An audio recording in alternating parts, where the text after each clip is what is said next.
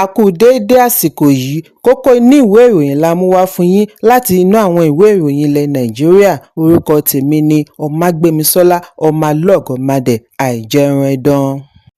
Àjọ ọlọ́pàá Police Service Commission (PSC) ti bu ọwọ́ lu ìdáṣẹ́dúró dismissal ọ̀gá ọlọ́pàá 4 lórí oríṣiríṣi ẹ̀sùn àṣemáṣe. Bákan náà ni wọ́n já ìràwọ̀ òṣìṣẹ́ ọlọ́pàá 10 bí ẹ̀ka olùbáwí ṣe dá sẹ̀ríà fún àwọn 31 mìíràn gẹ́gẹ́ bí ara ìgbìyànjú àti mú ìwà ọmọlúàbí wọ iṣẹ́ ọlọ́pàá ní Nàìjíríà. Àjọ PSC ṣe àfihàn yìí nínú àtẹ̀jáde àná láti ọwọ́ adarí ìròyìn Tọ́tí Njoku Kalu lẹ́yìn ìpàdé plenary tí ó wáyé ní olú iléeṣẹ́ wọn ní Àbújá. Wọ́n ní lára àwọn ọ̀gá ọlọ́pàá tí wọ́n já ìràwọ̀ wọn láti rí Superintendent of Police tí wọ́n já ìràwọ̀ rẹ̀ sí Deputy Superintendent of Police, Deputy Superintendent of Police 2 tí wọ́n já sí Assistant Superintendent of Police àti Assistant Superintendent of Police 5 tí wọ́n já ìràwọ̀ wọn sí Rìpẹ́tọ̀ lásán. Àjọ yìí yọ àwọn 7 kan sọ́tọ̀ lẹ́yìn tí wọ́n ṣe àwárí wípé wọn kò lẹ́sẹ̀ lọ́rùn. Nígbà tó ń sọ̀rọ̀ lórí àbájáde ìpàdé, alága PSC òṣìṣẹ́-fẹ̀yìntì Deputy Inspector General of Police Hashimu Soliu Argungu sọ àsọtúnsọ àfojúsùn wọn àti mú kí ìwà ọmọlúàbí fẹsẹ̀ rinlẹ̀ láàrin iléeṣẹ́ ọlọ́pàá. Ó ní ìgbìmọ̀ òṣìṣẹ́ lábẹ́ ìdarí rẹ̀ kò ní fi ààyè gba ìwà àṣemáṣe bó ti wù ó kéré mọ́. Àjọ wọn yóò tẹ̀síwájú àti máa ṣe ìgbélárugẹ ìwà tí ó yẹ iṣẹ́ ọlọ́pàá, bí ó ti sọ àsọdájú wípé òṣìṣẹ́ tí ó bá ya ara rẹ̀ sọ́tọ̀ láti ṣiṣẹ́ rẹ̀ bí iṣẹ́ yóò tẹ̀síwájú àti máa rí ojú rere àti ìwúrí. Ẹ̀kúnrẹ́rẹ́ ìròyìn wà nínú ìwé ìròyìn Punch tó jáde lónìí. Àjọ tó ń gbógun ti ìwà ìbàjẹ́ àti àwọn ẹ̀sùn mìíràn ICPC ti fi ọwọ́ ṣìkún òfin mú Bello Abubakar tí í ṣe dókítà personal physician fún gómìnà àná fún ìpínlẹ̀ Kaduna Nasir El-Rufai lórí ẹ̀sùn wípé ó sọ ọ̀rọ̀ tí kìí ṣe òtítọ́ níbi àbẹ̀wò tí ilé-ẹjọ́ bu ọwọ́ lù fún gómìnà àná. Bákan náà ni àjọ ICPC fi ẹ̀sùn kan El-Rufai wípé ó ṣi àǹfààní tí ilé-ẹjọ́ fún un lò nígbà tí ó lọ ṣe àbẹ̀wò sí ilé ìwòsàn pẹ̀lú bí ó ti gba àlejò àwọn olóṣèlú akẹgbẹ́ rẹ̀ lẹ́ni tí ó yẹ kí ó wà lẹ́nu àyẹ̀wò ìlera medical consultation. Bí wọ́n ti ṣe àpèjúwe ìgbésẹ̀ yìí ní ìtàpá sí àṣẹ ilé-ẹjọ́.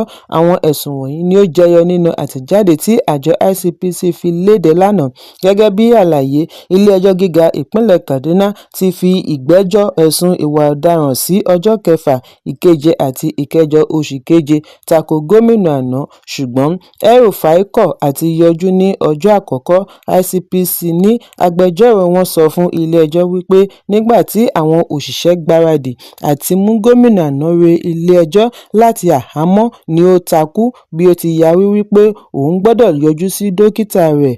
Bẹ́ẹ̀ kò fi èyí tó àwọn létí tẹ́lẹ̀. Nígbà tí wọ́n béèrè kí ni àìlera tí ó ń bá a fínra, ó ní kò sí ìṣòro, ṣùgbọ́n ṣàlàyé wípé ìyàwó rẹ̀ Asia El-Rufai tí òun náà jẹ́ ọ̀kan lára àwọn agbẹjọ́rò rẹ̀ ni ó wí fún un kí ó yọjú sí Abubakar. ICPC ní lẹ́yìn tí ilé-ẹjọ́ gbọ́ awuyewuye tọ̀tún àtòsì ni ó sún ìgbẹ́jọ́ sí ọjọ́ 15 oṣù keje.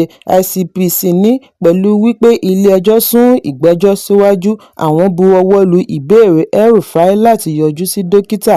Wọ́n sì ń lọ National Hospital Abuja ní ọjọ́ Ìṣẹ́gun gẹ́gẹ́ bí ara ojúṣe wọn àti dáàbò bo ẹ̀tọ́ àti ìgbáyégbádùn gbogbo àwọn tí wọ́n bá wà ní àkàtà wọn. Wọ́n sin El-Rufai dé private wing ilé ìwòsàn.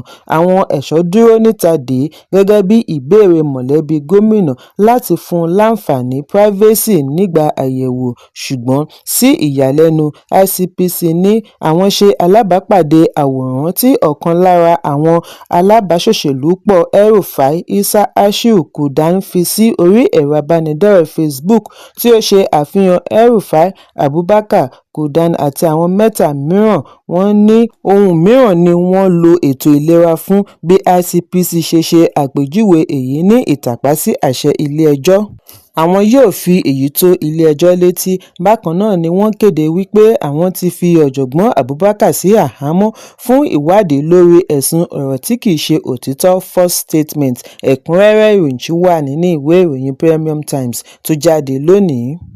Gómìnà àná fún ìpínlẹ̀ Kano tí ó tún jẹ́ adarí Kwankwansiya Movement Rabiu Kwankwaso ti bu ẹnu àtẹ́ lu gómìnà àná fún ìpínlẹ̀ Borno Ali Modu Sheriff lórí ọ̀rọ̀ tí ó sọ tako Peter Obi bí ó ti ń béèrè agbára òṣèlú tí Peter Obi ní ẹkùn àríwá orílẹ̀-èdè. Nínú àtẹ̀jáde òwúrọ̀ òní lórí ẹ̀rọ abánidọ́rẹ̀ẹ́ X ni Kwankwaso ti ní òun wo ìfọ̀rọ̀wánilẹ́nuwò tí Channels Television ṣe pẹ̀lú Sheriff láìpẹ́ yìí pẹ̀lú ìjákulẹ̀ bí ó ti ṣe àríyànjiyàn wípé ọ̀rọ̀ tí Sheriff sọ kò lọ pẹ̀lú ètò òṣèlú àríwá òde òní. Kwankwaso ní láti ọdúnmọ́dún tí Sheriff ti fi awuyewuye ojútáyé public discourse sílẹ̀, ó yẹ kí òye ti túbọ̀ yé Sínátọ̀ Sheriff láti lè mọ bí wọ́n ti ń dájọ́ ọ̀rọ̀. Bákan náà ni Kwankwaso bu ẹnu àtẹ́ lu ọ̀rọ̀ Sheriff tí ó sọ wípé Obi kò lè rí àtìlẹ́yìn púpọ̀ ní ẹkùn àríwá nítorí 2.8 mílíọ̀nù péré ni ìbò tí ó rí ní ẹkùn yìí nígbà àkọ́kọ́ rẹ̀ tí ó díje du ipò ààrẹ. Ó ní fún àkọọ́lẹ̀, àṣeyọrí Obi lápẹẹrẹ kò ṣeé fi ọwọ́ rọ́ tì sẹ́yìn. Kwankwaso kọ ọ̀rọ̀ tí Sheriff sọ wípé àwọn ará ìpínlẹ̀ Kano kò ní dìbò fún Obi bí ó ti ní láti ọdúnmọ́dún ni ará ìpínlẹ̀ yìí ti máa ń ṣe àtìlẹ́yìn fún ẹnikẹ́ni tí Kwankwansiya bá bu ọwọ́ lù láì wo ti ẹ̀yà tàbí ẹkùn. Ẹ̀kúnrẹ́rẹ́ ìròyìn wà nínú ìwé ìròyìn Punch tó jáde lónìí. Gómìnà ìpínlẹ̀ Borno Babagana Zulum ti bu ọwọ́ lu ìgbàsíṣẹ́ 100 akẹ́kọ̀ọ́-gboyè láti ìjọba ìbílẹ̀ Biu gẹ́gẹ́ bí ara ìgbìyànjú àti gbógun ti àìsíṣẹ́ àwọn ọ̀dọ́, ìpáǹle jàǹdùkú òṣèlú àti àwọn ìwà mìíràn tí kò bójú rí láwùjọ. Gómìnà ṣe ìkéde yìí lánàá níbi àbẹ̀wò sí ọ̀dọ̀ Emir Biu Alhaji Mustapha Kejì. Ìgbésẹ̀ yìí ni wọ́n fi léde nínú àtẹ̀jáde òní tí agbẹnusọ gómìnà Dauda Iliya bu ọwọ́ lù. Zulum wà ní gúúsù Borno fún ìbẹ̀rẹ̀ ọ̀gbìn fún ti ọdún yìí flag off of the 2026 wet farming season láti fi bẹ̀rẹ̀ títa ajílẹ̀ ní owó tí ìjọba bu ọwọ́ lù fún àwọn àgbẹ̀ kéékèèké àti àwọn tí wọ́n ń padà sóko pẹ̀lú àwọn ètò ìrónilágbára mìíràn. Gómìnà ní ìṣẹ̀lẹ̀ ìwà ìpáǹle àti jàǹdùkú ti dínkù lọ́pọ̀lọpọ̀ láti ìgbà tí ìṣèjọba rẹ̀ ti bẹ̀rẹ̀, bí ó ti tẹnumọ́ wípé pípèsè iṣẹ́ fún àwọn ọ̀dọ́ nìkan ṣoṣo ni ọ̀nà kan gbòógì láti fi gbógun ti ìṣòro yìí. Ó ní ìjọba ìbílẹ̀ kọ̀ọ̀kan yóò pèsè 50 akẹ́kọ̀ọ́-gboyè fún iṣẹ́, ṣùgbọ́n ìjọba ìbílẹ̀ tí ó bá tóbi bíi Maiduguri Metropolitan Council, Jere, Bama, Askira Uba àti Gwoza yóò pèsè 100 akẹ́kọ̀ọ́-gboyè láti jẹ àǹfààní. Ẹ̀kúnrẹ́rẹ́ ìròyìn wà nínú ìwé ìròyìn Punch tó jáde lónìí. Kókó inú ìwé ìròyìn tòní kò ní jù báyìí lọ. Ẹ pàdé mi lọ́la fún àkọ́tún ìròyìn. Kí a tó lọ, ẹ má ṣaláì fi àkíyèsí yín ránṣẹ́ kí ẹ sì bá wa subscribe sójú náà wa lórí YouTube kí kókó inú ìwé ìròyìn lè máa tẹ̀ yín lọ́wọ́ ní kíákíá.